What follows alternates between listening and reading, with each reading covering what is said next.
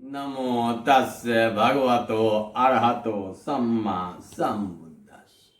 मैं professor Ramesh Prasad, general secretary Pali society of India तथा dean faculty of Shravan Vidya Sampurnanand Sanskrit university Varanasi, आप सभी धर्म श्रोताओं को बुद्ध सीरीज के इस 10वें एपिसोड में स्वागत, वंदन तथा अभिनंदन करता हूं। पिछले एपिसोड में आपने आर्य अष्टांगिक मार्ग के दूसरे अंग सम्यक संकल्प को सुना था। इस एपिसोड में आर्य अष्टांगिक मार्ग नोबल एटफोल्ड पाथ के तीसरे अंग की चर्चा करेंगे। वह तीसरा अंग है सम्मा वाचा, सम्यक वचन, राइट स्पीच। मिथ्या वचन से अलग रहना सम्यक वचन है। Abstinence from false speech is right speech. तो मिथ्या वचन क्या है जिससे अलग रहा जाए? मिथ्या वचन के 4 प्रकार हैं। पहला है झूठ बोलना, असत्य भाषण करना, असत्य बोलना। इसे पाली में कहते हैं मूसावादा, टेलिंग लाइज। दूसरा मिथ्या वचन है पिशुना वाचा, अर्थात निंदा करना, स्लैंडरिंग। तीसरा मिथ्या वचन है फरुसा वाचा, अर्थात कठोर वचन बोलना, हार्श स्पीच। और चौथा है संफप्पलाप, यानी व्यर्थ की बातें करना, यूजलेस टॉक, वर्थलेस टॉक। यही 4 मिथ्या वचन है। इनसे अलग रहना सम्यक वचन है। एक एक करके इन चारों को देखते हैं। पहला सम्यक वचन है मूसावादा वेड़मणि, यानी झूठ नहीं बोलना, असत्य भाषण करने से अलग रहना, अर्थात सत्य बोलना, केवल सत्य बोलना, सत्यम बुढ़ियात। जो वचन जैसा है वैसा न कहकर अन्य प्रकार से उसे अभिव्यक्त करने को असत्य वचन कहते हैं, झूठ बोलना कहते हैं। अगर हम झूठ बोलते हैं तो झूठ बोलने से पूर्व पहले अपने मन को मलिन करते हैं, अपने मन को दूषित करते हैं, फिर जिससे कहते हैं वह उस असत्य वचन से भ्रमित हो जाता है। बाद में उस व्यक्ति को जब असत्य भाषण का पता चलता है तो उसका मन भी मलिन हो जाता है, मन उसका भी दुखी हो जाता है, यह सोचकर कि उसने मुझसे झूठ बोला। इससे परस्पर संबंध भी खराब हो जाते हैं। ऐसे असत्य वचन से विरत रहना, असत्य वचन से अलग रहना, झूठ न बोलना ही सम्यक वचन है। तथागत बुद्ध अंगुत्तर निकाय के उपाली सूत्र में कहते हैं, जो परम सुख के आकांक्षी साधक हैं वह असत्य भाषण को छोड़कर उससे दूर रहता है। मूसावादं पहाय मूसावादा पटिवीर तो होती। वह सत्यवादी होता है, वह सत्य भाषण में विश्वास करता है, यथार्थवाद यानी सत्य वचन से जनता का वह विश्वास पात्र बन जाता है। आगे इसी निकाय के चुंद सूत्र में बुद्ध कहते हैं कि जब वह किसी सभा में, किसी परिषद में, नाते रिश्तेदारों के बीच में, पंचायत में अथवा राज दरबार में बैठा हो और वहां यदि किसी बात के विषय में उससे जब यह पूछा जाता है कि महाशय आप इस विषय में जो जानते हैं उसे कृपया कर कहें, तब वह यदि नहीं जानता है तो कह देता है कि नहीं जानता हूं। यदि जानता है तो कहता है कि जानता हूं। अजानंग वा आह न जानामीति जानंग व आ जानामीति। इस प्रकार वह न अपने लिए झूठ बोलता है और न ही किसी दूसरे के लिए ही झूठ बोलता है, और किसी अभिष्ट वस्तु की प्राप्ति के लोभ से भी वह असत्य वचन नहीं बोलता है। यही सम्यक वचन है। सम्यक वचन का दूसरा प्रकार है पिशुनाय वाचाय वेडमणि, एब्स्टिनेंस फ्रॉम स्लैंडरस स्पीच, अर्थात चुगली करने से अलग रहना, निंदा न करना।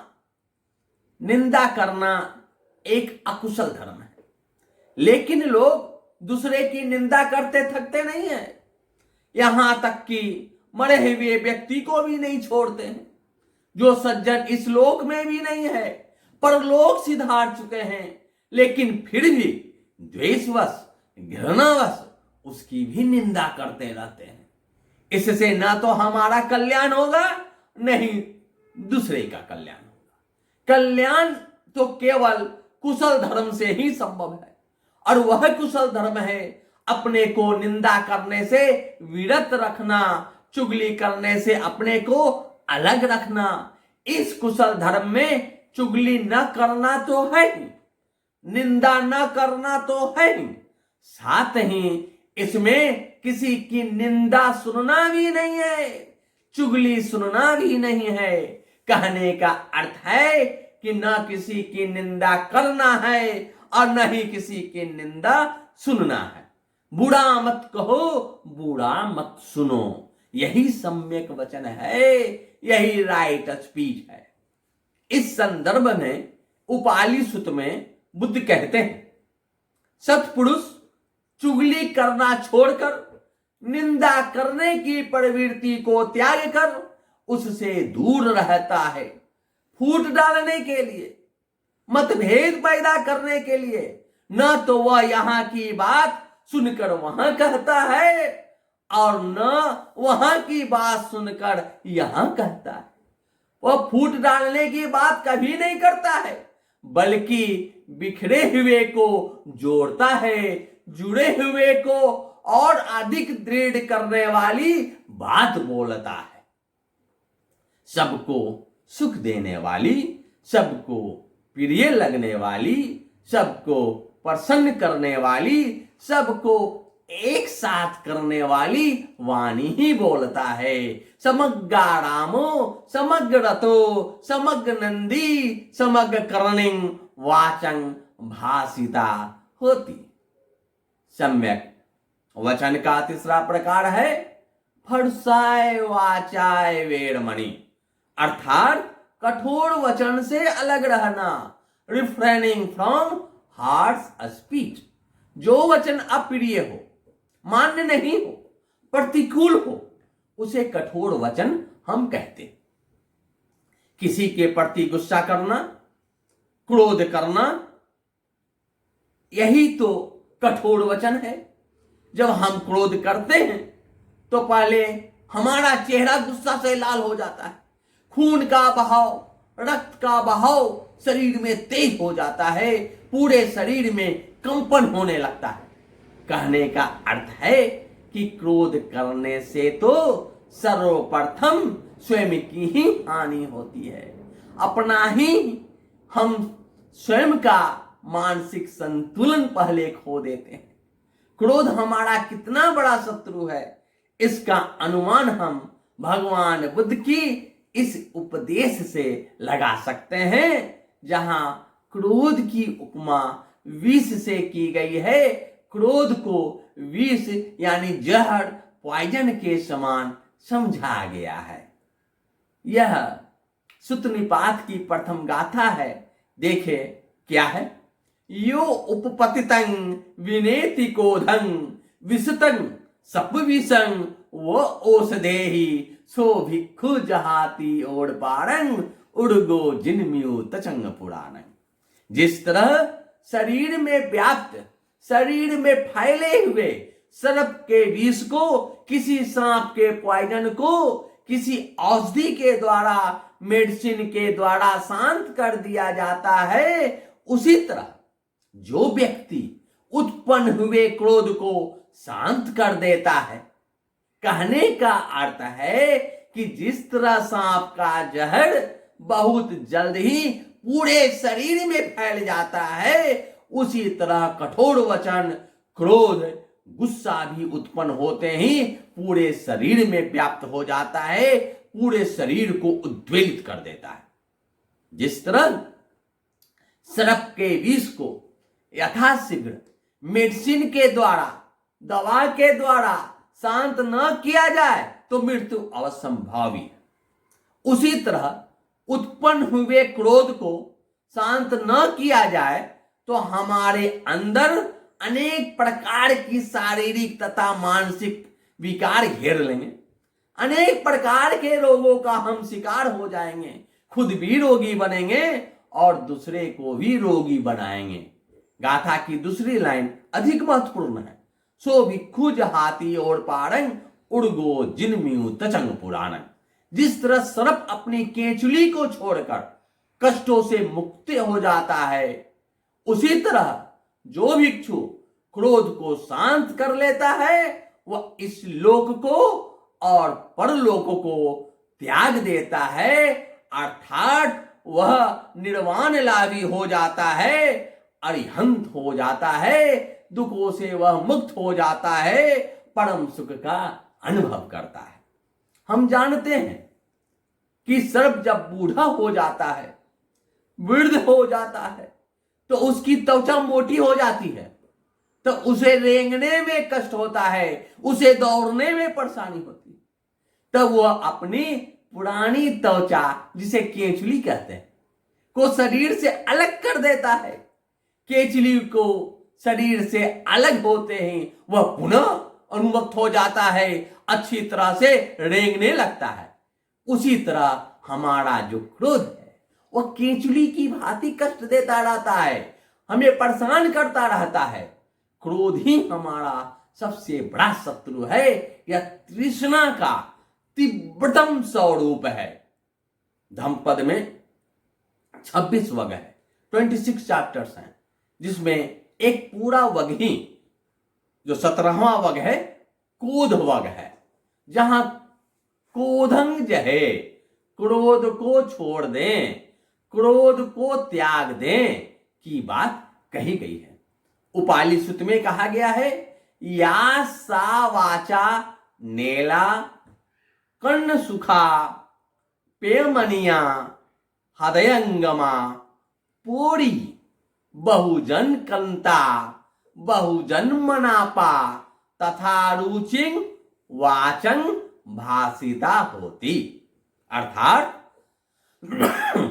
वाणी ऐसी हो जो सुनने में प्रिय लगे, कान को सुख दे, हृदय स्पर्शी हो, दिल को छू ले, रुचिकर हो, मनोहर हो, बहुत लोगों को प्रिय लगने वाला हो, बहुत लोगों के लिए सुखदायक हो। यही सम्यक वचन है, यही राइट स्पीच है। सम्यक वचन का चौथा प्रकार है संफलाप वेड़मणि, अर्थात व्यर्थ की बातें करने से अलग रहना, refraining from useless talk, worthless speech, frivolous talk. व्यर्थ की बातें करने से समय की बर्बादी ही होती है, मन भारी हो जाता है।